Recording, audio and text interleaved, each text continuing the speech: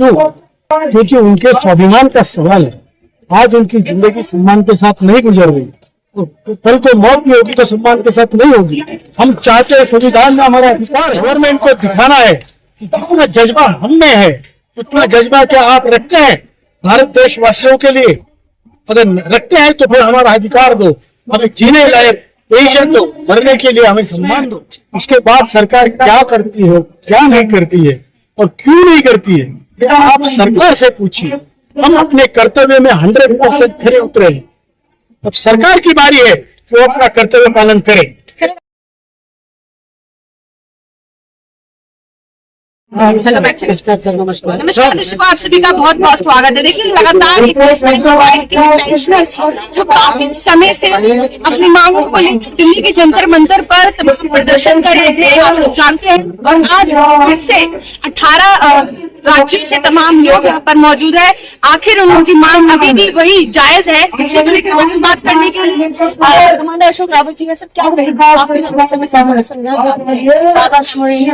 Meeting कर चुके हैं और आज 2 दिन का आप लोग प्रदर्शन कर रहे हैं। देखिए, ये जो लड़ाई है ये आप देख रहे हैं, हजारों की संख्या में बूढ़े लोग, वृद्ध लोग, गरीब लोग जिनके पास पैसा नहीं, यहाँ पर जमा हुए पूरे भारत से, आसाम से, मणिपुर से, यहाँ पर तमिलनाडु से 3-3 दिन आने का भी लगते हैं, पैसे लगते हैं। यहाँ आके इतना पैसा जमा करके जोड़ के मांग के आए। क्यों? क्योंकि उनके स्वाभिमान का सवाल है। आज उनकी जिंदगी सम्मान के साथ नहीं गुजर रही, तो कल को मौत भी होगी तो सम्मान के साथ नहीं होगी। हम चाहते हैं संविधान में हमारा अधिकार है life with dignity and life with death, तो ये हमारा मूलभूत अधिकार है, life with dignity and death with dignity, ये हमारा अधिकार हम चाहते हैं। उसके लिए हम 10 साल से हमने तपे हैं। ये सब लोग संघर्ष के जिंदगी में भी और इस पर्टिकुलर मांग के लिए 10 साल से आप उसके साक्षीदार है। अभी हमारा ये कहना है कि ये समस्या कोई हमारी व्यक्तिगत समस्या नहीं है, समाज की तौर पे भारत देश का जो समाज है, ज्येष्ठ नागरिक, वृद्ध नागरिक, ये बहुत बड़ा है।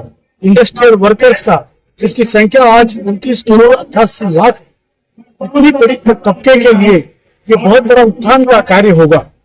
एक नागरिक के नाते, नागरिक होने के नाते एक जन आंदोलन खड़ा करके हमने अपना कर्तव्य निभाया है, क्योंकि हमारा कर्तव्य है। हमारे भाई अगर आज भूखे मर रहे हैं तो ये हमारा कर्तव्य बनता है कि वो समस्या लेकर हम सरकार के पास पहुंचे, और इसलिए 10 साल की तपस्या करके हमने सरकार के पास पहुंचाया है। गवर्नमेंट स्कूल, गवर्नमेंट को दिखाना है कि जितना जज्बा हम में है उतना जज्बा क्या आप रखते हैं भारत देशवासियों के लिए? अगर रखते हैं तो फिर हमारा अधिकार दो, हमें जीने लायक पेंशन दो, मरने के लिए हमें सम्मान दो। ये सारी चीजें हमारी मांग से हो सकती है, और ये मांग पूरी करना हमारे हाथ में नहीं है।